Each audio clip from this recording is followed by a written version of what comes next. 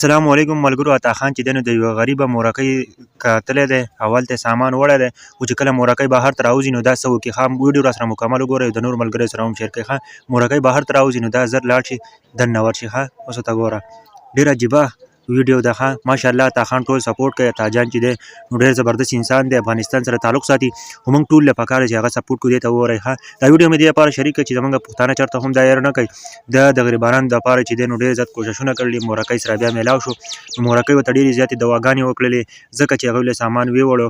د هغه نه پس چې دی ملګرو تاسو کتلی شئ، ښه دا دی بلې مورکۍ له سامان ویوړ، نو هغه چې دی نو ډېره زیاته خوشحاله شوه او ښکلی یې کړو. ګوره ورته موږ ټول له پکار دی که نه چې نورو مدد کوو، د غریب سړي مدد کوو. ګوره ورته مورکۍ ولګوي او دی یې ښکل کړو، سامان مامان یې وله ټول ویوړ. ښه دې ته ګوره مورکۍ ولګي ښکلی کړي، ځکه چې د هغو که رسنۍ او عطا جان ولګي او دوی کره سامان ویسي، نو د هغه نه پس چې دی نو کور خلک چې دی مورکۍ چې دی نو هغه ډېره زیاته خوشحاله شي او هغه چې دی نو هغه یې ښکل کړي.